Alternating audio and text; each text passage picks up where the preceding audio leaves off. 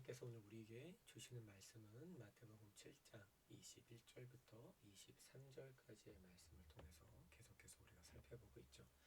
마태복음 7장에 나타난 아버지의 뜻은 무엇을 말씀하고 있는가, 그리고 정말 우리가 살펴본 대로 아버지의 뜻이 정말 성경 전체에서 그것들에 대해서 뭐라고 말씀해 주고 있는가를 살펴보고 있습니다. 오늘은 특별히 그 중에서도 하나님께서 세우신 구원의 기준이 무엇인지를 다시 한번 성경을 통해서 확인해보고 또 상고해보는 시간을 갖도록 하겠습니다. 우리 세 절의 말씀인데 같이 천천히 한번 크게 읽어보도록 하겠습니다. 읽겠습니다. 시작. 나더러 주여 주여 하는 자마다 다 천국에 들어갈 것이 아니요 다만 하늘에 계신 내 아버지의 뜻대로 행하는 자라야 들어가리라. 그날에 많은 사람이 나더러 이르되 주여 주여 우리가 주의 이름으로 선지자 노릇하며 주의 이름으로 귀신을 쫓아내며 주의 이름으로 많은 권능을 행하지 아니하였나이까 하리니 그때에 내가 그들에게 밝히 말하되 내가 너희를 도무지 알지 못하니 불법을 행하는 자들아 내게서 떠나가라 하리라. 아멘. 우리가 지금 계속해서 살펴보고 있는 것은 무엇이냐면 하나님께서 세우신 이 구원의 기준은 무엇인가, 또 성경 전체를 통해서 하나님이 말씀하시는 아버지의 뜻은 무엇인가, 이에 대해서 우리가 살펴보고 있습니다. 우리가 이 본문을 계속해서 지금까지도 확인하고 또 점검하고 확인하고 점검하고 또 반복하고 또 점검하고 또 반복하고 또 성경을 통해서 정말 그러한가 그러하지 아니한가를 상고하고 있는 그 이유가 무엇이냐라고 말하면 우리가 계속해서 성경을 통해서 확인했던 것처럼 예수님께서 말씀하신 그대로 아버지의 뜻대로 행하지 않고는 하나님의 나라에, 하늘나라에, 천국에 들어갈 수 없다고 예수님께서 이미 선포해 주고 있기 때문에 우리는 이 본문에 더욱더 집중하고 있는 것이고, 더욱더 정말 이 성경이 우리에게 말씀하고 있는 바 아버지의 뜻, 다른 식으로 표현하면 하나님께서 성경을 통해 세우신 그 구원의 기준이 무엇인지를 같이 한번 살펴보고 있습니다. 다시 한번 말씀드리지만 그날에 많은 사람들은 예배당에 나가서 교인이라는 어떤 명분을 가지고 예수님의 이름을 부르짖는 사람일지라도 천국에 가지 못하는, 그날에 많은 사람들이 천국에 가지 못하는, 불법이라 하나님께로부터 최후의 판결을 받고 지옥에 떨어지는 그 모습을 예수님께서 미리 우리에게 말씀해 주고 있기 때문에 우리가 이 본문을 통해서 명확하게 아버지의 뜻이 무엇인지를 할 수만 있으면 하나님이 우리에게 은혜를 주셔서 이 아버지의 뜻이 무엇인지를 좀 더욱더 깊이 또 명확하게 또 구체적으로 살펴보고자 이 설교가 이렇게 점점 길어지고 있다는 사실을 기억해 주셨으면 좋겠습니다. 우리가 왜 이 본문에 집중하게 되었느냐? 바로 이 마태복음 7장 22절과 23절에 나타난 예수님의 이 증언 때문에 그렇죠. 그 마지막 심판 때, 그 최후의 심판 때 어떤 이들이 주님 앞에 나아가 주님, 우리가 주님의 이름으로 뭘 했고 주님의 이름으로 무엇을 했고 주님의 이름으로 무엇을 했습니다 라고 얘기합니다.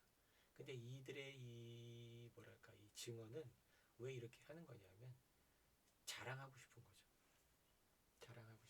하나님 저 아시죠? 왜냐하면 내 일평생 동안 내가 주님의 이름으로 많은 기적과 이적을 행했기 때문에 하나님은 나를 아실 거라고 생각합니다. 하나님 아시죠? 내가 이런 사람이라는 거 아시죠? 라고 했는데 중요한 것은 뭐냐면 이들은 정말 부정할 수 없는 주님의 이름으로 행했던 정말 이 외면할 수 없는 이 명확한 경험과 체험을 가지고 있어요.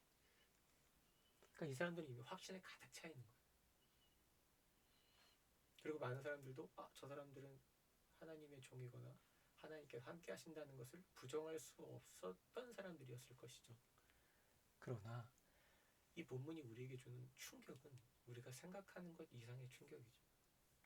왜냐? 주님께서 그들을 향해 뭐라고 말씀하셨냐면 내가 너희를 도무지 알지 못하니, 여러분께 누누이 말씀드렸지만 예수님께서 내가 너희를 도무지 알지 못한다는 것은 우리가 그동안 알고 그동안 생각했던 것처럼 알았는데 몰랐다가 아니에요. 알았는데 몰랐다가 아니고 뭐요? 처음부터 끝까지 단 한순간의 찰나도 주님과 그 어떤 연관성도 없었다는 거예요. 그러니까 이게 충격인 거죠.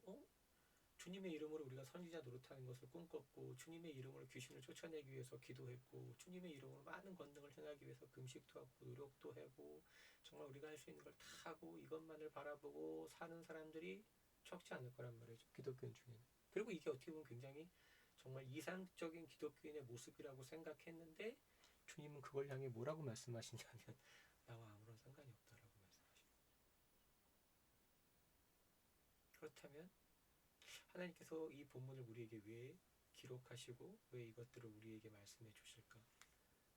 분명한 것은 뭐냐면 우리가 계속해서 살펴보았지만 하나님의 생각과 우리의 생각은 완전히 다르다. 제가 완전히 다르다라고 표현했지만 이 완전히 다르다는 건 뭐냐면 피조물임의 주인인 인간은 결단코 자신의 의지와 노력으로 하나님의 뜻을 알 수가 없다.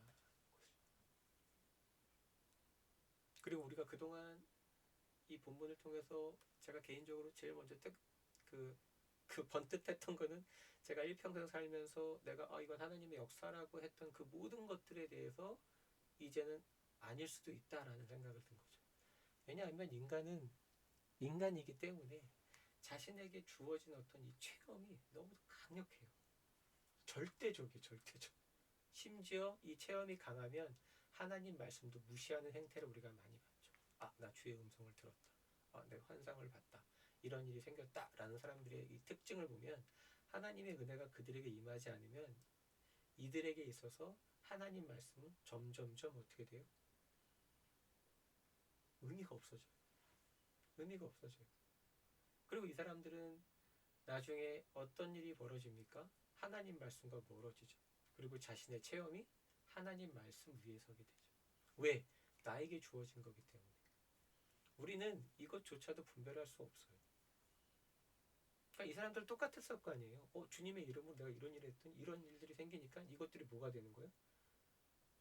하나님이 우리에게 주신 믿음은 들음에서 난다라고 말씀하셨고 이 성경을 통하지 않고는 결단코 하나님의 뜻을 그리스도시요 살아계신 하나님의 아드님이신 그 예수님을 하나님께서 우리를 구원하기 위해 보내주셨기로 약속하신 창세기 3장 15절에 약속하신 여자의 후손인 예수님을 믿을 수 없게 돼요. 그럼 어떻게 됩니까? 하나님 말씀은 점점점 내게서 떨어져가고 하나님 말씀이 말하자면 우리의 기본, 기초, 반석이 되지 않으면 우리의 신앙은 무너지는 거죠. 그리고 성경은 뭐라고 얘기해요? 그건 신앙도 아니었다라고 하는 거죠. 그럼 이것이 무엇이냐? 결국 사탄의 농간에 장난, 우리에게 장난친 거죠. 거기에 그냥 그 사람은 그게 전부인 줄 알고 이렇게 살다가 그것도 알지 못하고 분별하지 못한 채 어떻게 되는 거예요? 지옥에 떨어지는 거예요. 근데 아마 대다수의 신앙인들이 하나님 말씀보다는 하나님 말씀 솔직히 뭔지도 몰라요. 그렇죠. 근원적으로 성령께서 이 말씀을 계시의 시까지는 이 말씀이 뭔지를 모르죠. 그 누구도 몰라요. 그러니까 경험이 강하죠. 경험이 강하죠. 대한민국 같은 경우에는 다들 경험이 얘기해요. 신앙 얘기하면 성경 말씀을 근거로 드는 사람은 없고 다 뭐만 얘기해요? 경험만 얘기해요. 근데 중요한 건 뭐예요? 그 경험을 가지고 구원을 받았다라고 하나님 앞에 뭐 할 수 없다? 억지를 부릴 수 없다. 성경이 얘기하는 거. 근원적인 얘기를 하는 거죠. 근원적인 얘기를. 그러므로 우리는 이 말씀을 통해서 제가 그냥 그동안 만나봤던 그냥 그 교회에 있는 많은 성도들과 많은 사람들을 만나봤을 때 아차 싶은 거예요. 정말 진짜로 참으로 예수님께서 말씀하신 그대로 구원받은 성도들은 우리가 얼마인지 모르죠. 그러나 예수님께서 말씀하신 것대로 그날의 많은 사람들은 우리가 생각했던 것처럼 천국에 가는 것이 아니라 주와 아무런 상관이 없었고 주님으로부터 불법을 행하는 자들이라는 최후의 판결을 받고 지옥에 떨어질 것이라는 이 현실을 예수님께서 미리 우리에게 보여주고 있다는 사실이죠. 그럼 이것은 우리에게 어떤 의미를 다가옵니까? 하나님의 은혜로 구원받은 성도들은 이 말씀을 하나님의 말씀으로, 모든 말씀이 하나님의 말씀으로 받는 것과 똑같이 이 말씀들을 듣고 어떻게 되는 거예요? 근심이 생기는 거죠. 근심이라는 건 뭐예요? 아, 정말 나는 어디에 속해 있는가? 그냥 넘어가죠. 사람들은 이게 뭔지도 모르죠. 저도 마찬가지고, 하나님의 은혜가 임하지 않았더라면 저도 옛날처럼 그렇게 넘어갔을 거예요. 그러면서 이상한 생각을 했을 거고 또 그냥 그렇게 살아갔을 거죠. 그러나 하나님의 은혜로 구원받은 성도들은 하나님께서 하나님 말씀을 조명하여 주시고 이 말씀을 우리에게 비춰주십니다. 그럼 그 안에 뭐가 생기느냐? 행복이 생기지 않아요, 여러분들. 근심이 생겨요. 그럼 나는 지금 어떤가? 근데 이미 자기도 알고 있어요. 느낌적으로 말하자면 직감적으로 내가 잘못됐는데 여기서 선택이 되는 거죠. 어떤 이들은 애써 외면할 것이고 어떤 이들은 고민할 것이고. 근데 우리 주위에 이렇게 막 그런 고민을 갖고 있는 사람들은 뭐라 그랬어요? 믿음이 적다. 아니야. 이렇게 얘기하면 안 된다는 거죠. 이제 이렇게 얘기하면 안 된다. 그러니까 뭐가 뭔지도 모르는 사람들이 모여서 자기들이 만든 하나님을 갖고 자기들이 하나님만 얘기하는 거죠. 그러니까 성경이 말씀하시는 하나님이 아니라 자기가 경험하고 자기가 만든 하나님. 결국 뭐예요? 교회라는 이 예배당 울타리 안에서 무당 푸닥거리를 하고 있는 거예요. 전체적인 큰 그림으로 보자.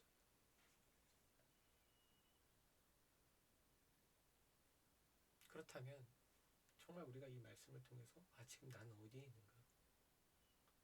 이런 냉철한 평가를 할 필요가 있죠. 평가라고 표현했지만 평가도 우리가 하는 게 아니죠. 엄밀히 말하면 기도에서 하나님 불쌍히 여겨달라는 거고 하나님 깨닫게 해달라는 거고 하나님 불쌍히 여겨달라는 기도가 터질 수밖에 없는 이 현실. 중요합니다. 왜? 누누이 얘기하지만 한 번 죽는 것은 정한 것이요 그 뒤에는 하나님의 심판이 있다라고 분명히 말씀하셨습니다. 근데 중요한 것은 우리는 언제 죽을지 몰라요. 주님이 부르시면 가야 됩니다. 그리고 주께서 말씀하신 그대로 기록하신 그대로 우리 하나님의 심판이 있을 겁니다.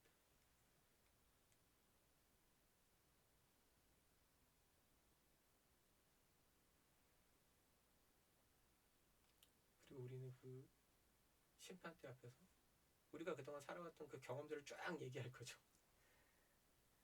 성경은 그 얘기를 하고 있지 않죠. 이미 하나님은 아버지의 뜻을 성경에 말씀하셨다. 구원의 기준을 말씀하셨다. 그리고 구원의 기준을 세웠다. 라고 말씀하시는 거죠. 그렇다면 우리가 지금 이런 식으로 신앙생활을 했다면 우리도 이런 판결을 받을 수밖에 없는 거죠. 내가 너희를 도무지 알지 못하니 불법을 행하는 자들아 내게서 떠나가라. 그럼 반드시 우리가 아버지의 뜻이 무엇인지 또 하나님이 세우신 그 법, 기준이 무엇인지를 반드시 짚고 넘어가야 하기 때문에 이 말씀에 이렇게 진지하게 계속해서 이 말씀이 의미하는 바가 무엇인지를 찾게 되고 또 여기 집중하게 된다는 사실을 한번 깊이 생각해 주셨으면 좋겠습니다. 자, 성경은 우리에게 얘기합니다. 하나님께서 세우신 구원의 기준, 아버지의 뜻, 하나님이 세우신 그 구원의 법에 대해서 성경은 에베소서 2장 8절부터 9절까지를 통해서 이렇게 말씀하고 있습니다. 지속적으로 계속해서 말씀하는 이유는 이것만큼 명확하게 기록된 말씀이 없기 때문에 그렇습니다. 너희는 그 은혜에 의하여 믿음으로 말미암아 구원을 받았으니 이것은 너희에게 난 것이 아니오라고 되어 있습니다. 구원을 받았다라고 되어 있어요. 구원을 받았는데 이것이 너희에게 난 것이 아니오. 뭐라고 했습니까? 하나님의 선물이라. 그러니까 뭐예요? 구원이라는 것은 내가 노력함으로 말미암아 하나님께 거기에 대한 대가로 받을 수 있는 것이 아니다라고. 그러니까 하나님이 의지적으로, 하나님이 선택적으로, 하나님이 주신다는 얘기를 하는 거예요. 그러면서 다시 한번 확인하죠. 행위에서 난 것이 아니니 뭐예요? 인간의 의지와 노력의 결과가 아니다. 그리고 이는 누구든지 자랑하지 못하게 함이라. 자랑하지 못하게 함이라는 표현 속에 뭐가 있냐면 인간의 의지가 들어갈 구석이 없다. 처음부터 끝까지 하나님의 완벽한 완전한 은혜와 열심으로 꽉 채워진 거라는 거죠. 사도 바울이 구원에 대해서 명하는 거죠. 구원이라는 것은 인간의 의지가 들어갈 수 없다. 그러므로 자랑할 수 없다. 왜냐하면 그것은 전적인 하나님의 은혜와 열심이기 때문에 그렇다라고 성경은 우리에게 말씀해주고 있고 선언해주고 있어요. 이게 바로 성경이 말하는 뭐예요? 말하자면 구원의 기준인 거죠. 근데 우리는 항상 무엇을 얘기해요? 아, 우리가 이렇게 했더니. 그게 뭐예요? 간증이죠. 간증이라는 건 대단히 예, 전 개인적으로 너무너무 부정적이죠. 왜? 거긴 인간의 의지가 들어가고 인간의 노력이 들어가지 하나님의 은혜를 드러내지 않아요. 만약 어떤 사람이 간증을 하는데 나는 죄인 중에 개수입니다. 그럼 저는 박수를 치고 야 정말 하나님 살아계시다 라고 할 거예요. 근데 뭐 간증들이라고 해서 사오면 뭐 인생 살면서 성공한 사람들 몇 사람들, 돈 좀 번 사람들 몇 사람들 불러놓고 예, 그런 얘기를 듣는 거죠. 이건 기독교가 아니에요. 기독교는 오직 하나님의 말씀을 통해 예수 그리스도만 드러나야 돼요. 그 예수님만 찬송과 존귀와 영광을 받아야 돼요. 그런 간증들은 우리 무슨 생각을 하죠? 더 열심히 살아야겠다. 근데 예수 그리스도가 드러나게 되면 어떤 현상이 생기죠? 마음에 근심이 생기고 표정이 밝지 않죠. 행복하지 않아요. 왜? 성령님의 역사예요. 성령께서 역사해 주셔서 우리에게 근심을 주시는 거예요. 구원을 얻을 수 있는, 생명 얻는 회개함에 이를 수 있는 근심을 주시는 거죠. 행복하게 가는 건 성경적이지 않아요. 예수님이 드러날 때 뭐가 드러나는 거죠? 예수님이 오직 예수님만 빛날 때 어떤 현상이 일어나죠? 우리는 죄인 중에 개수가 될 수밖에 없는 거예요. 근데 인간에게 스포트라이트가 탁 하면 어떤 일이 생기죠? 예수님은 드러나지 않아요. 성경은 분명히 얘기해요. 하나님이 은혜로 구원하신 이유가 인간이 자랑할 수 없도록 만들기 위해서. 이렇게 표현하고 있는 거죠. 근데 우리가 성경을 통해 확인해 본 바는 뭐예요? 피조물임의 죄인인 인간은 결코 하나님의 은혜 없이, 하나님의 열심 없이 자신의 의지와 노력으로만으로는 결단코 구원을 얻을 수 없다. 그냥 단순히 구원을 얻을 수 없다 뿐만 아니라 성경을 통해서 우리에게 계속해서 확인해 주는 것, 이따 또 설교를 통해 확인할 건데 우리가 만들어내는 것은 죄와 악밖에 없다. 심지어 구원받은 성도도 하나님의 은혜와 간섭이 없다면 그들이 행할 수 있는 것, 그들이 만들어낼 수 있는 것, 죄와 악밖에 없다는 이 하나님의 진리의 말씀 앞에 부딪히게 됩니다. 근심이 있다고 해서 모든 사람이 구원받는 건 아니에요. 그러나 하나님께서 그들에게 근심을 주시고 또 상한 심령과 상하고 통회하는 마음을 주실 때 비로소 그들은 이런 하나님 말씀에 귀를 기울이게 되고 내 아집과 고집을 하나님의 은혜 가운데 비로소 내려놓게 되죠. 근데 이것도 역시 하나님의 은혜예요. 불가능해요. 인간의 의지와 노력으로. 또 성경은 우리에게 분명히 얘기합니다. 로마서 3장 19절부터 20절까지 통해서 피조물임의 죄인인 인간은 결단코 하나님의 기준, 하나님이 세우신 그 율법, 법, 기준, 하나님의 그 원하는 그 기준을 채울 수 없다. 본문이 그 얘기를 하는 거예요. 무릇 율법이 말하는 바는 하나님이 우리에게 율법을 주신 목적은 우리가 생각하는 것처럼 이것을 잘 지켜 행함으로 말미암아 복을 받고 구원을 받고 이렇게 살아가라가 아니라 어떤 의미를 담고 있느냐? 모든 입을 막고 온 세상으로 하나님의 심판 아래 있게 하려 함이라. 뭐예요? 모든 사람이 하나님의 심판을 피할 수 없는 죄인이란 현실을 깨닫도록 하기 위하여 하나님이 주신 게 뭐다? 율법이다. 근데 이스라엘 백성, 지금도 이스라엘 백성, 이스라엘에 있는 사람들은 뭐라고 있죠? 이걸 지킴으로 하나님께 복을 받고 구원을 받고 어떤 대가를 받으려고 하죠. 그게 뭐예요? 인간적인 생각, 죄인들의 생각이에요. 하나님이 우리에게 율법을 주신 목적은 뭐예요? 모든 입을 막는 거예요. 그 어떤 변명도 할 수 없도록 만들어주신 게 뭐예요? 율법. 뭐예요? 나는 결코 하나님의 뜻대로 살아낼 수 없는 존재. 하나님의 기준은 우리가 생각할 수 없을 만큼 높고 위대하고 거룩하구나. 영원하고 무한해서 우리가 도무지 그것들을 채울 수가 없다. 를 깨닫기 위해서 우리에게 율법을 주셨는데 사람들은 그것이 무엇인지를 알지 못하는 거죠. 그래서 뭐라고 됩니까? 그러므로 율법의 행위로 그의 앞에 의롭다 하심을 얻을 육체가 없나니 율법으로는 뭐를? 죄를 깨달은 뭐예요? 내가 죄 외에는 다른 것을 만들어낼 수 없는 죄인이라는 현실을, 내 꼬라지를, 내 처지를 깨닫도록 하시기 위해 주신 게 무엇이라고요? 율법이라고. 사도 바울이 이걸 깨닫게 된 거죠. 그럼 성경에 우리에게 얘기하는 건 뭐예요? 하나님이 세우신 구원의 기준은 뭐냐면 결코 자랑할 수 없다. 왜? 전적인 하나님의 은혜이기 때문에. 우리는 죄와 악 외에는 그 어떤 것도 만들어낼 수 없기 때문에 이것은 절대적인 하나님의 은혜일 수밖에 없다는 현실을 깨닫게 하시기 위해서 하나님이 세우신 이 구원의 기준을 지금 우리에게 보여주고 있는 거죠. 그럼 이것이 무엇을 얘기하느냐? 잠언 30장 5절부터 6절. 하나님의 말씀은 다 순전하며 하나님은 그를 의지하는 자의 방패시니라. 제가 이 본문을 택한 이유는 이거예요. 하나님이 성경을 통해 기록하셨다면 그것이 바로 무엇이다? 하나님의 기준이다. 변할 수 없는 영원한 견고한 하나님의 기준이다. 그래서 하나님 말씀은 어떻다? 다 순전하다, 깨끗하다, 완전하다, 완벽하다, 이 얘기를 하는 거예요. 그럼 하나님이 지금까지 우리가 성경을 통해 지금 앞에서 두 개 살펴봤지만 지금까지 계속해서 우리가 살펴봤던 걸 통해서 확인할 수 있던 건 뭐예요? 피조물임의 죄인인 인간은 하나님의 은혜 없이는 결단코 하나님을 알 수도 없거니와 하나님의 뜻도 알 수 없거니와 하나님의 뜻대로 살아낼 수도 없다. 오히려 하나님을 대적하며 죄와 악 외에는 그 어떤 것도 만들어낼 수 없다. 이것이 우리에게 성경을 통해서 보여주는 죄인의 처지죠. 하나님 기준을 탁 세우신 거죠. 그것을 무엇을 통해 확인하셨다? 아까 봤던 것처럼 하나님이 구약의 율법을 통해서 이스라엘 백성들이 그 오랜 시간 동안 깨닫게 하기 위해서 그 율법을 주셨다는 거죠. 하나님 이렇게 기준을 딱 세우셨어요. 그럼에도 불구하고 어떤 일이 생겼어요? 그 불법을 행하는 자라 최후의 판결을 받았던 그 사람들은 뭐라고 했어요?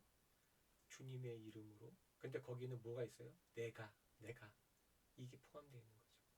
그러니까 뭐예요? 자신의 힘과 의지와 노력으로 하나님이 원하시는 것들을 해냈습니다. 물론 주의 이름이 있지만 이 사람들의 핵심은 뭐냐면 자신이 내 노력과 내 헌신과 나의 어떠함으로 하나님께서 원하시는 것을 해냈다라고 얘기하는 거죠. 근데 이게 벌써 어떻게 되는 거예요? 반대가 되는 거죠. 왜 하나님은 인간을 할 수가 없다라고 했는데 이 사람들은 지금 하나님 앞에 한다고 하니까 어떤 일이 벌어지는 거예요? 그 사람들은 거짓말하는 자가 되는 거죠. 그래서 그들은 주님으로부터 어떤 판결을 받을 수밖에 없는 거예요? 불법이라고 되는 거예요. 그러니까 하나님 앞에 자랑할 수 없는 거예요. 그러니까 심판대 앞에 딱 서고 나의 일평생에 있던 모든 죄악들이 다 이렇게 구체적으로 어떤 모습인지 알지 못하는데 그냥 인간적인 상상력을 살짝 하면은 내 일평생 살아왔던 그 모든 것들, 내가 숨기고 싶었던 그 모든 것들, 나 혼자 있을 때 그 행했던 모든 그 추악한 죄악들이 다 들춰내는 그 순간에 행위록이 있고 생명록이 있으니까 거기에 정말 우리 인간으로는 상상도 할 수 없는 이 기록된 휴식기보다 더 명철한 그 하나님의 그 뭐랄까 그 어떠하심으로 이렇게 딱 우리 행위들이 정말 완벽하게 정확하게 서술되어 있는 거죠. 거기에 이렇게 나올 수 있다고요? 고개를 숙이겠죠. 가슴을 치겠죠. 불안불안하겠죠. 앞에는 거룩하신 심판주이신 예수님이 계시고 천사들이 있고 말이 떨어지지 무섭게 다 지옥에 던지는데 거기서 감히 자랑을 한다? 뭐예요? 하나님이 세우신 구원의 기준을 어떻게 하는 거예요? 궁극적으로 그들은 하나님이 세우신 구원의 기준을 거절하고 거부했기 때문에 어떻게 되는 거예요? 거짓말하는 자가 되는 거죠. 그 하나님 말씀을 외면하고 거부했다는 건 뭐예요? 아 이건 잘못됐다. 하나님 세우신 기준이고 지랄이고 나발이고. 근데 똑같잖아요. 우리 지금 신앙생활들이 보면은 다 뭐에 있어요? 다 여기저기 이렇게 갔다 오는 사람들. 그런 사람들 만나 깜짝깜짝 놀라죠. 심지어 목사들도 그러면 와 정말 아찔한 거죠. 말은 하시 없지만 자기는 막 좀 살만하고 좀 먹고 되는 알 수 없는 막 개똥 철학 하나님 말씀에다 개똥 철학을 덕지덕지 발라갖고 그게 멋진 것처럼 저는 뭐 천주교랑도 얘기하고 그 자랑인 거냐 떠버리죠. 근데 이 마지막 심판 때 그들이 받아야 될 하나님의 그 무시무시한 그 책망과 그 저주와 그 지옥에 떨어질 때 그들의 그 두려움에 가득 찬 그 외침들,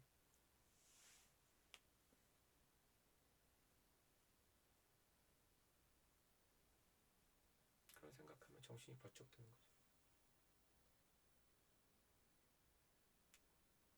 하나님께서 세우신 구원의 기준을 알지 못하죠. 또 알면서도 외면하는 거죠. 또 부정하는 거죠. 그래서 자기 고집대로 그렇게 억지를 부리다가 그렇게 비참하게 지옥에 떨어진다는 생각을 하신다면 지금 우리에게 필요한 것이 무엇인가 고민해 봐야죠. 아니면 누구 말대로 거기에 대한 근거를 갖고 오던가. 근거는 없어요. 다 자기 체험이에요. 왜? 성경을 읽을 줄도 모르고 읽을 수도 없어요. 왜? 엄밀히 말하면, 정확히 말하면 성령께서 내주하셔서 이 계시하신 말씀을 조명해 주시기까지 제가 지금 목사나 이런 걸 얘기하는 게 아니에요. 어느 누구도 하나님 말씀을 하나님의 뜻대로 이해할 수 없어요. 넌 이해했냐? 이런 식으로 얘기하는 거 아니죠. 넌 못했다, 난 했다. 아니죠. 오직 하나님께 있다. 그 얘기를 하는 거죠. 성경은 우리 얘기하죠. 하나님 구원의 기준을 다 세웠다. 율법 주신 목적도 명확하다. 그리고 구원에는 인간의 의지가, 인간의 노력과 헌신이 들어갈 수 없다. 왜? 하나님이 그렇게 인간이 자랑할 수 없도록 그렇게 정하셨기 때문에 그 어떤 것도 들어갈 수 없다. 들어가서도 안 된다. 근데 저 사람들은 뭘 얘기하는 거예요? 나는 뒀다. 그러니 당연히 하나님 앞에 어떻게 되는 거예요? 거짓말하는 자가 되는 거죠. 거짓말하기 때문에 하나님 보실 때는 그들은 어떤 사람이에요? 교만한 자가 되는 거죠. 자랑하는 자가 어떤 자가 되는 거예요? 교만한 자가 되는 거죠. 그래서 성경에서 하나님은 거만한 자를 비웃으시며 미워하시며 대적하시고 멀리하십니다. 왜 그렇습니까? 하나님이 세우신 그 구원의 기준을 귀하게 여기지 않고 존중하지 않고 경외함으로 따르기 위해서 기도하지 않고 거기다 평가질을 하고 있는 거죠. 세상의 학문 조금 배웠다. 이러고 저러고 저쩌고 배웠다. 우리가 일본에 갔을 때 그 어이없는 그 뭐야 여자 목사 남편. 와, 뭐 신학을 했는데 뭐 이게 뭐 그렇다고 미친 거죠. 감히 하나님의 기록하신 말씀에 대해서 깔짱한 학위 몇 개 갖고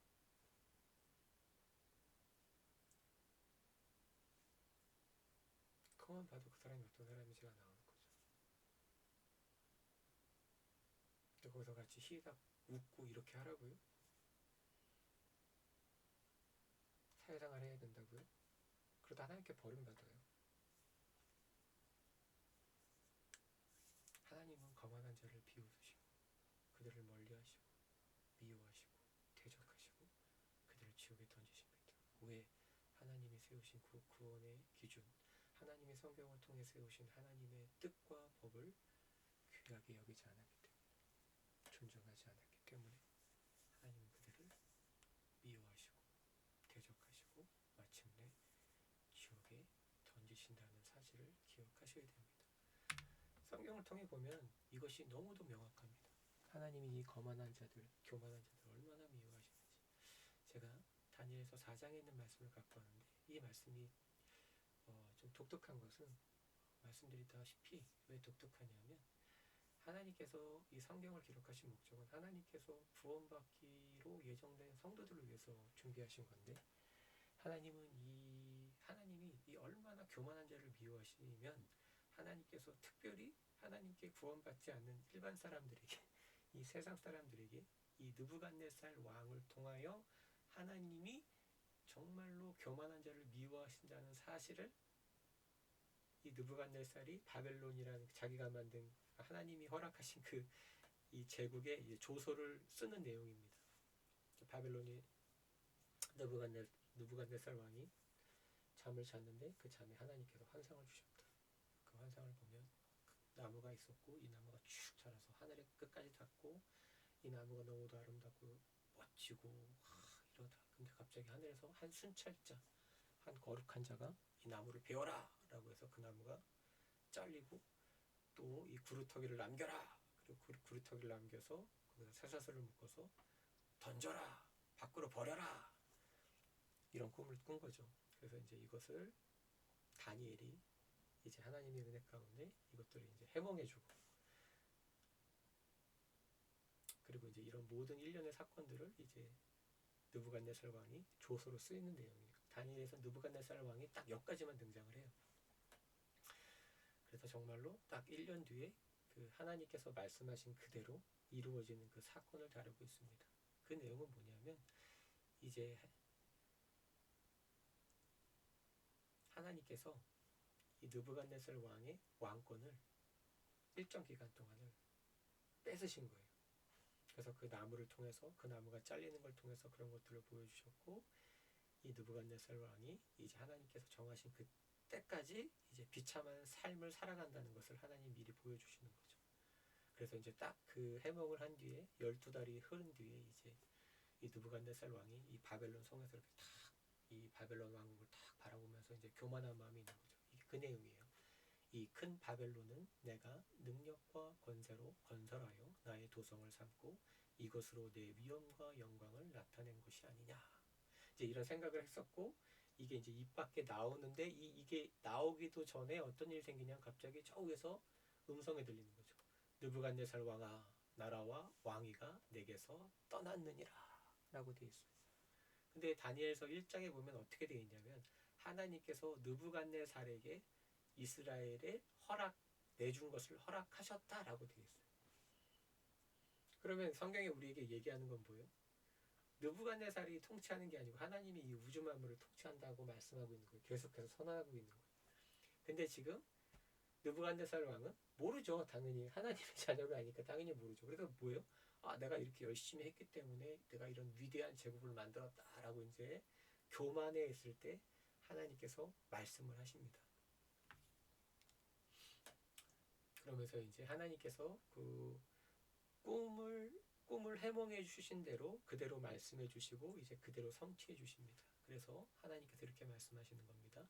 내가 사람에게서 쫓겨나서 들짐승과 함께 살면서 소처럼 풀을 먹을 것이요 이와 같이 7대를 지내서, 무슨 얘기냐면 하나님께서 말씀하신 대로 하나님께서 환상을 통해서 그에게 하나님의 뜻을, 그리고 다니엘을 통해서 그 꿈을 해몽해 준 대로 그에게 이제 왕권을 뺏으신다는 얘기죠. 근데 이렇게 하시는 이유가 뭐냐? 그것은 바로 지극히 높으신 이가 사람의 나라를 다스리시며 자기의 뜻대로 그것을 누구에게든지 주시는 줄을 알기까지 이르리라. 그럼 뭐예요? 하나님을 알지 못하고 하나님을 믿지 않는 이 느부갓네살에게 이 모든 우주 만물을 통치하는 것은 누구다?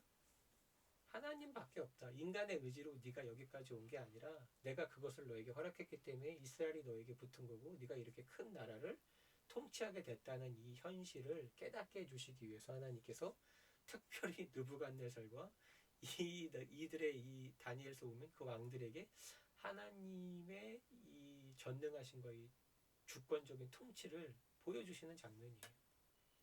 그랬더니 이 말씀이 딱 끝나자마자 어떻게 해요? 바로 그때에 이 일이 일어나 나 느부갓네살에게 응함으로 어떻게 됐다는 거예요? 정말 하나님께서 말씀하신 대로 하나님이 정한 그 7대까지 이 사람들에게 쫓겨서 이렇게 다닙니다. 먹지도 못하고 하루아침에 쫓겨다녀서 확 숨어 지내다. 이제 또 하나님의 때가 돼서 하나님이 이제 다시 이 느부갓네살 왕을 다시 왕위에 앉히시는 내용입니다. 이걸 통해서 느부갓네살이 깨달은 것이 무엇이냐? 바로 이겁니다. 그러므로 지금 나 느부갓네살은 하늘의 왕을 찬양하며 칭송하며 경배하노니 그의 일은 다 진실하고 그의 행하심은 의로우심으로 교만하게 행하는 자를 그가 능히 낮추심이라. 우리가 알 수 있는 것은 무엇이냐? 이 본문을 통해서 기억해야 될 것은 뭐냐? 하나님은 교만한 자를 어떻게 하신다? 결코 용납하지 않으신다. 결코 좌시하지 않으신다. 반드시 어떻게 하신다? 낮추신다. 근데 여기서 우리가 또 기억할 건 뭐냐면, 교만한데 자신을 낮추기까지 어떤 일이 필요한 거죠? 하나님이 낮추시기까지는 결코 우리는 우리의 교만을 뭐 할 수 없다? 네, 겸손할 수 없다는 얘기라는 거예요. 그럼 아까 불법을 행하는 자들은 일평생 그렇게 사는 거예요. 그럼 무슨 얘기예요? 하나님이 한 번도 그들의 인생 가운데 간섭한 적이 없는 거예요. 느부갓네살도 하나님의 자녀가 아님에도 불구하고 하나님이 이렇게 간섭해서서 하나님께 말하자면 구원받지 않는 사람들에게조차도 이런 하나님의 영광과 하나님의 어떠하심을 이렇게 보여주셨는데도 불구하고 이들은 예수의 이름으로 주의 이름으로 뭘 했다라고 했는데 주님이 그들의 인생에 간섭하지 않은 거죠. 그냥 그렇게 평생 멍청하게 살다가 살도록 내버려두신 거죠. 그게 되게 무서운 얘기가 되는 거예요. 나는 인생이 행복해, 평안해. 그럼 뭐냐면 저 사람은 극단적인 얘기는 아니지만 저 사람은 하나님과 상관이 없는 인생일 수도 있겠다 라는 생각을 조심스럽게 할 수밖에 없죠. 왜냐하면 하나님은 교만함을 싫어하셔서 죄악을 싫어하셔서 때때로 이렇게 하나님의 자녀가 아닌 자들에게도 이런 하나님의 어떠하심을 드러내시는데 예배당 안에 있는데 어떻게 우리가 의롭게 살아갈 수 있어? 구원받은 성도도 사도 바울처럼 자신의 공고함을 깨닫고 자신의 마음속에 그 죄에 맨날 끌려가는 인생을 살아가고 있고 다윗이 고백했죠. 내 죄가 항상 내 앞에 있다. 이런 현실인데 두려운 거죠. 정말 하나님과 아무런 상관이 없는 사람인가.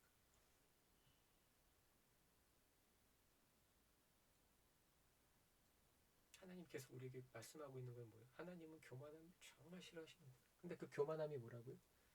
하나님이 세우신 그 구원의 기준을 존중하지 않는, 경외하지 않는, 그것부터 시작하는 거예요. 그런데 우린 자꾸 우리 모든 신앙생활을 돌아보면 다 뭐밖에 없어요? 다 개인적인 체험밖에 없죠. 근데 성경은 뭐라고 얘기하는 거예요? 그 개인적인 체험이 정말 성경과 부합한지, 내가 성경을 통해 세운 나의 뜻과 나의 법과 부합한지 확인하고 점검해라.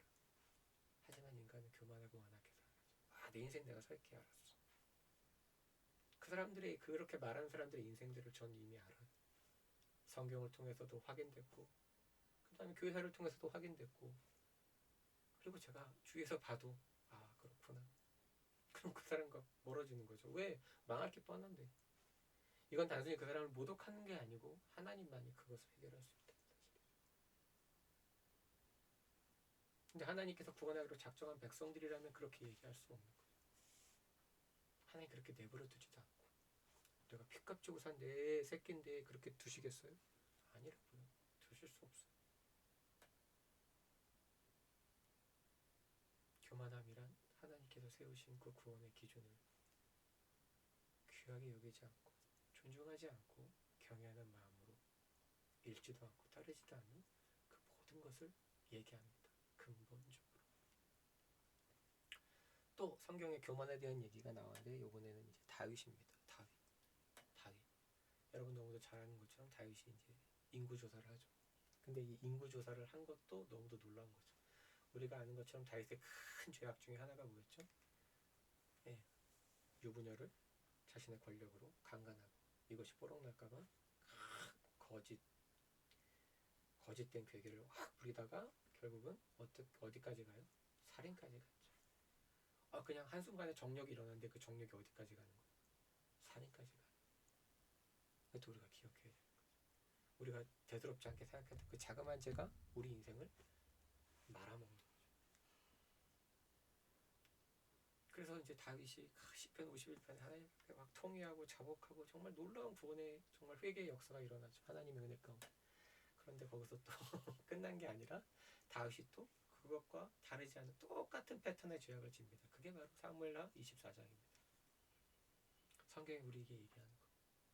하나님께서 막 놀라운 어떤 느부갓네살처럼 다윗에게도 하나님께서 간섭해 주셔서 그가 똑같이 쫓겨났죠. 그래서 막 사람들에게 쫓겨다니고 중내 산에 이러고 있을 때 정말 그런 정말 상상도 할 수 없는 정말 하나님의 징계 가운데 그렇게 징계받았음에도 불구하고 다윗이 그렇게 해서 정신 차리고 하나님 뜻대로 살아갔느냐? 아니라는 거죠. 또 삐끗합니다. 또 그게 삐끗합니다. 그게 뭐냐? 바로 이제 인구 조사를 시킵니다. 근데 이제 고대 군동에서 어떤 사람이 무엇인가를 샌다라는 건 뭐냐면 소유권을 얘기하는 거예요. 그러니까 무슨 얘기냐면 이거 내 거다 이 얘기하는 거예요. 그러니까 주인만 그것을 셀 수가 있어요. 그 성경에 보면 하나님께서 모세를 통해서 인구 조사를 시킵니다. 인구 조사를 시키는 이유는 뭐냐면 그것이 하나님의 백성이라는, 하나님이 구원한 백성이고 내가 창조했을 뿐 아니라 내가 구원한 백성이라는 의미에서 하는 거예요. 그러니까 이게 한국적인 다른 마인드인 거죠. 그러니까 내가 누군가를 이렇게 산다 그러면 이건 이제 내 거다라는, 그게 이제 그 사람들의 이제 말하자면 이게 이제 뭐 그 사람들의 어떤 삶에 이걸 그대로 녹아져 있는 거예요. 근데 갑자기 다윗이 어떤 일을 해요? 인구를 조사하라. 인구를 세워라. 그럼 그 안에 뭐가 있는 거예요? 교만함이 들어온 거죠. 다시 교만함이 들어오죠. 여러분들 뭐 설교를 몇 번 들어보겠지만 여기 뭐 여호와께서 다시 이스라엘 향하여 진노하사 그들을 치시려고 다윗을 격동시키사. 근데 이게 똑같은 얘기가 역대상 21장에 나오는데 마귀가 다윗을 충동하여 뭐 이렇게 나옵니다. 근데 이제 결론적으로 말씀드리면 하나님께서 이스라엘에게 복을 주실 때, 하나님께서 하나님의 자녀들에게 복을 주실 때 어떤 현상이 일어나는 줄 아세요? 어떤 정점에 가면 이제 그들이 교만합니다. 모든 하나님의 자녀들이 어느 순간에 사망의 몸 안에 있기 때문에, 공부하기 때문에 그게 직권주하는 거죠. 하나님의 은혜 가운데 다윗 시대 때 정말 풍성하게 가는 데마다 승리하고 많은 정면제를 받고 이제 모든 게 풍성해지기 시작하죠. 근데 놀랍게도 하나님의 자녀들마저도 어떤 생각이 드느냐. 내가 열심히 했어. 내가 잘했지. 내가 뿌린 대로 내가 얻은 거야. 라는 마음이 생기죠. 그런 마음이 생기는 거예요. 그러니까 뭘 시키는 거예요?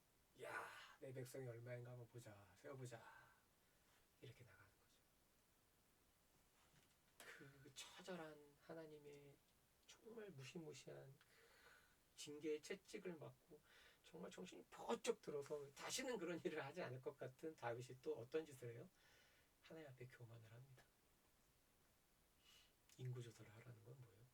내가 지금까지 어떻게 어떤 일을 했는지 한번 내가 확인해 보겠다. 느부갓네살과 똑같은 패턴이죠. 똑같은 패턴. 이해하시겠어요? 그래서 하나님께서 이제 사탄이 충동하는 것들을 허용하시고, 근데 이건 단순히 다윗의 문제가 아니고 이스라엘 백성과 다윗이 똑같이 어떻게 되는 거예요? 다 교만했었다는, 하나님의 은혜라는 사실을 새카맣게 했고, 내가 이랬지, 내가 이랬지. 예.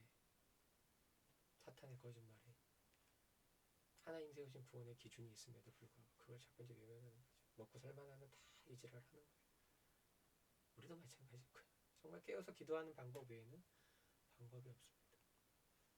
근데 아까 말한 것처럼 이게 어떤 죄를 샀느냐. 출애굽기 30장 12절에 보면 아까 제가 말씀드린 것처럼 이스라엘은 하나님의 백성이에요. 그리고 이스라엘의 왕은 특별한 게 뭐냐면 자기가 왕이 아니라 하나님의 대리 통치자예요. 그래서 하나님만이 오직 이스라엘 자손을 셀 수가 있어요. 그래서 하나님 명령에 따라서 모세가 2번을 한 거예요. 그리고 이 인구조사할 때 또 뭘 해야 되냐면 자기의 생명의 속전을 여호와께 드릴지니라 라고 되어 있어요. 무슨 얘기냐면 나는 하나님의 은혜로 구원을 받아서 내가 오늘 이렇게 살아갑니다라는 신앙을 고백하는 속전을 내도록 하셨어요. 왜냐하면 그런 신앙의 고백을 잊었을 때 어떤 일이 생기냐면 그들을 계수할 때에 그들 중에 뭐가 있게? 질병이 없게 하려 함이라. 무슨 얘기예요? 하나님 이스라엘 백성에게 제일 강조한 것이 결국 궁극적으로 뭐냐면 교만하지 말라는 거예요. 뭐예요? 모든 것이 하나님의 은혜라는 사실을 기억해라라는 거예요. 그래서 이것도 돈을 내라는 게 단순히 돈을 내는 게 아니고 이 행위를 통해서 자꾸 이스라엘 백성에게 말하자면 되새기는 거죠. 난 하나님의 은혜로 구원받아서 애굽에서부터 구원받은 것처럼 나는 죄와 사망의 법에서 구원을 받았어. 이것을 늘 기억하도록 하기 위해서 하나님이 속전을 만드신 거예요. 근데 결국 이 속전을 내지 않으면 왜 질병이 없게 한다. 무슨 얘기예요? 속전을 내지 않고 이것을 기억하지 않으면 사람들이 어떻게 돼요? 교만해지면 하나님은 하나님의 자녀이기 때문에 어떻게 해요? 징계를 하는 거죠. 내 새끼인데 교만하고 하나님의 은혜를 노래하지 않고 하나님의 은혜를 까먹고 지 멋대로 마음대로 살면 어떻게 돼요? 채찍을 드시는 거죠. 그게 질병이랑 똑같은 패턴이라는 거예요. 그럼에도 불구하고 다윗은 어떻게 해요? 하나님의 명령을 어기고 교만합니다. 이해하시겠어요? 이미 시작 자체도 정말 상상도 할 수 없는 거. 하나님의 건데 이거 내 거다라고 얘기하는 거예요. 이게 그냥 단순하게 그렇게 아름답게 포장될 수 있는 게 아니고 하나님의 것인데 이거 내 거다. 어느 순간에 다윗이 이렇게 그 처절한 하나님의 징계의 채찍을 받고도 인간은 어떻다? 정신을 차릴 수 없다. 성경이 우리에게 그걸 보여주고 있는 거죠. 또 이걸 역대상은 또 이렇게 기록합니다. 다 이렇게 했는데 딱 그 요압이 들을 때도 이게 어떤 거예요? 이건 율법이 금한 건데, 야 이것도 안 좋은데. 그래서 계속 요압이 어떻게 합니까? 왕을 말립니다. 이건 죄악이다. 이제 부드럽게 얘기했겠죠. 얘기하는데도 불구하고 어떤 일이 생깁니까? 왕이 명령이 요압을 재촉한지라. 그러니까 다윗이 이미 교만해져 갖고 다른 사람 얘기를 귓구녕으로도 안 듣는 거예요. 그 누군가 얘기해서 저 사람이 얘기를 듣지 않으면 아이고 그렇구나. 아직은 때가 아닌 거구나. 하나님께서 하나님과 아무런 상관이 없는 사람일 수도 있겠구나. 그러니까 듣는 것도 중요한 거. 우린 듣는 걸 귀하게 여길 수 있어요. 그렇게 얘기했는데도 다윗은 자신의 고집을 꺾지 않죠. 그리고 요압이 그래서 이제 어떻게 합니까? 이제 인구를 합니다. 그 시간이 한 10개월 정도 돼요. 그럼 무슨 얘기예요? 10개월 동안 다윗은 자신의 죄악을 인정하지 않는 거예요. 끝까지. 고집 센 사람들은 불안한 거예요. 철이 없고 아직 하나님이 누군지 모르는 거예요. 아직 귀차게 대차게 한데 하나님 앞에 맞아보지 않았기 때문에 철이 없는 거죠. 그래서 방법이 없어요. 쟤들은 그냥 하나님한테 대차게 맞는 수밖에 없겠구나. 근데 그 순간이 너무도 비참하고 비참하죠.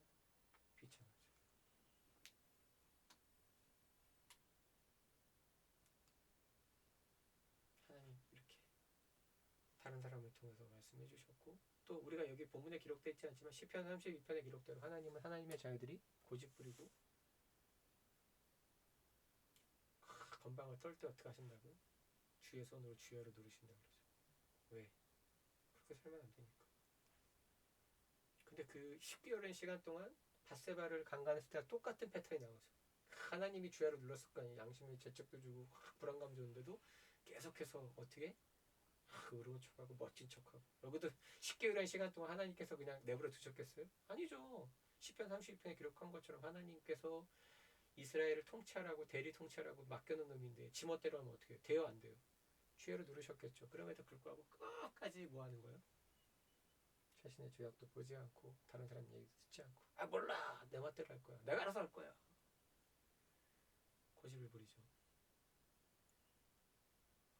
참으로 비참한 인생.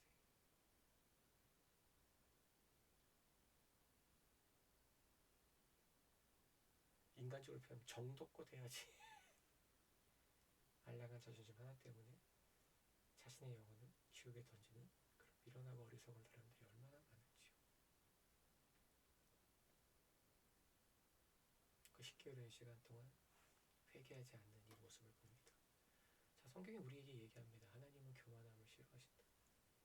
하나님이 얼마나 싫어하시면 하나님의 자녀가 아닌 하나님의 백성이 아닌 사람을 통해서도 그 사람을 통해서 그 바벨론 제국에 조서를 내립니다. 공문을 내리는 거죠. 하나님은 교만을 미워하신다. 근데 우리가 여기서 또 기억할 것은 뭐냐면 하나님은 교만함을 미워하시지만 우리는 그 하나님 말씀에 순종할 수 있는 능력도 있다. 우리는 하나님의 정말 무시무시한 징계의 채찍을 맞아서 정말 죽을 것 같이 됐다가 정신 번쩍 하나님 은혜 가운데 살아났음에도 불구하고 그 마음을 유지할 수가 없다. 오히려 밧세바 사건보다 더 오랜 시간을 하나님이 기회를 주셨고 눌렀음에도 불구하고 하나님이 눌렀다는 건 이렇게 아름답게 누른 게 아니에요. 네. 물론 그런 경험이 없다 그러면 심각한 거죠. 기도해야죠. 하나님 왜 저는 그런 징계의 채찍을 안 주십니까? 절 버리셨습니까? 착각하지 마세요. 난 잘 살았으니까. 그런 거 없어요, 성경에. 끝까지 내 죄를 보지 않는 거죠. 하나님이 날마다 역사하셔서 말씀을 통해서 우리의 죄악을 들춰주시는데 그걸 어떻게 외면합니까? 근데 알량한 자존심 세우려고 그 하나님 말씀을 버리는 그런 미친놈들을 많이 봅니다. 이 세상에. 심지어 교회 안에 있는 것들. 다윗은 그 첫 번째 죄악에 들어갔을 때 얼마나 쪽팔렸었겠어요. 그 많은 신하들이 있는 그 가운데 나단이 와서 당신입니다 라고 했을 때 얼마나 많은 생각들이 이 안에서 번복이 됐겠어요. 또 원수들이 얼마나 충동질했어요. 야, 쪽팔리잖아, 쪽팔리잖아. 근데 다윗은 어떻게 했습니까? 내가 하나님께 범죄하였습니다. 그때 하나님 말씀이 더 무섭죠. 나단을 통해 주신 말씀. 당신의 죄를 인정했으므로 당신은 살았습니다. 무시무시한 말씀이죠. 그럼에도 불구하고 우리들은 그저 그 한량한 자존심 하나 때문에 그 하나님이 주시는 그 귀한 것조차도 우리 보지 못하고 그 하나님이 주신 그런 생명의 기회조차도 우리 발로 뻥 차는 그게 우리라는 사실을 성경이 얘기하고 있는 겁니다. 누구가 아니라 바로 나 그리고 우리의 모습입니다. 이해하시겠죠? 하나님은 선포하십니다. 하나님이 가증히 여기시는 것들, 증오하시는 것들, 결코 용납하지 않으시는 것들, 대적하셔서 만드게 지옥에 던지시는 것들을 선언하십니다. 우린 합니다. 그러나 우리는 그것을 순종해낼 수 있는 그리고 그 마음을 유지해낼 수 있는 그것조차도 우리는 없습니다. 더 놀라운 것은 다윗은 구원받은 성도입니다. 성경이 우리에게 말씀해주고 있는 것. 왜 그들이 불법이 됐는지를 기억하셔야 됩니다.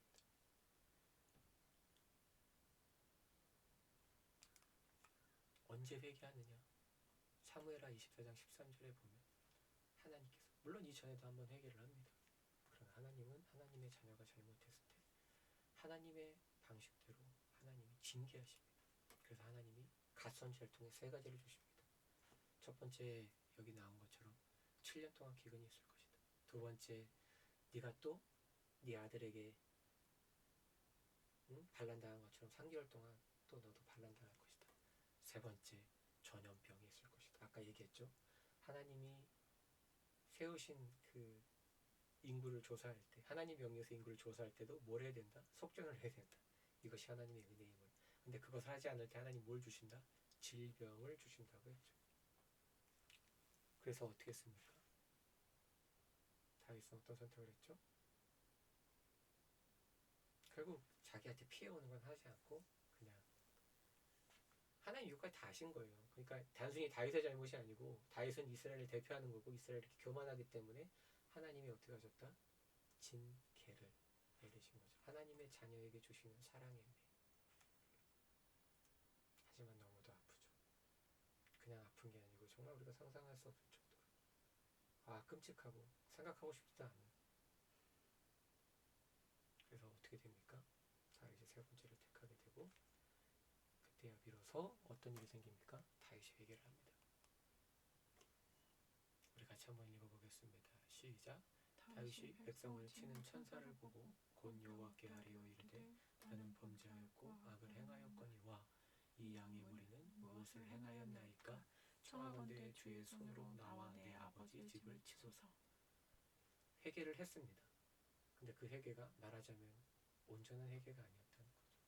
그리고 하나님의 징계가 임하고 그 징계가 자신의 죄로 말미암았다는 사실을 하나님의 은혜에 깨닫게 될 때 비로소 뭐가 터지는 거죠? 진정한 회개가 터지는 거죠. 우리가 아는 것처럼 정말 상상도 할 수 없는 죄를 졌고 거기에 대한 놀라운 하나님의 징계의 채찍을 맞았음에도 불구하고 그것을 유지하지 못하고 오히려 그것보다 더 완고해져서 또 사탄이 충동질한 거에 그대로 따라가는 그 다윗의 모습. 사도 바울이 뭐랬죠? 내가 죄에 매일 끌려가노라. 성경이 우리에게 말씀해주고 있는 것은 무엇일까요? 우린 결코 교만해서는 안 된다. 교만할 수도 없다. 결국 이것이 우리에게 얘기하는 것은 모든 것이 우리가 생각하는 것 이상으로 모든 것이 절대적인 하나님의 은혜 안에 있다. 하나님의 선택과 결정에 있다는 사실을 우리에게 말씀해주고 있는 거죠. 이런 진리를 우리가 하나님 은혜 가운데 정말 깨닫게 됐을 때 우리 인생이 어떻게 될까요? 비로소 그때부터 겸비해지기 시작합니다. 그때부터 어떤 일이 생길까요? 하나님이 세우신 구원의 기준에 집중하게 되고 그 집중을 사모하게 됩니다. 어떤 일이 생길까요? 모든 것이 나의 힘과 뜻과 의지가 아니고 하나님의 결정에 있다는 사실을 알기 때문에 그 하나님께 기도하게 됩니다. 그리고 어떤 일이 생길까요? 이제 그 하나님께서 행하신 모든 것이 아까 느부갓네살도 그랬죠. 하나님이 행하신 모든 것은 의롭다, 옳다. 이런 고백을 하나님의 백성이 아닌 사람들도 하고 있다는 사실을 기억하십니다. 모든 것을 하나님 앞에 내려드리게 되고 나의 원이 아니고 아버지 뜻대로 되어지기를 소원하게 되죠. 그런 사람들은 어떻게 될까요? 모든 것이 하나님의 은혜일 뿐입니다 라는 고백을 할 수밖에 없고 모든 영광을 하나님께 돌릴 수밖에 없죠. 교만할 수 없는 거죠. 성경은 우리에게 얘기합니다. 구원뿐만 아니라 우리 모든 인생의 삶이 무엇이다? 전적인 하나님의 은혜이다. 그러므로 우리는 자랑할 수 없고 교만할 수 없다. 주님 내가 이거 했습니다. 이거 했습니다. 이거 했습니다. 그런 말을 할 수 없다는 이 하나님이 세우신 기준을 다시 한번 생각하고 또 이번 일주일 상고하고 하나님의 은혜 가운데 마음 깊이 새겨서 결코 주 앞에 교만하거나 오만한 모습으로 서지 않도록 날마다 깨어서 하나님의 은혜를 구하고 찾고 두드리는 주 앞에 겸손함과 겸비함으로 이번 일주일도 하나님의 뜻대로 소원하기를 간구하는 우리 식구들과 우리 성도들이 되어지기를 간절히 기도합니다.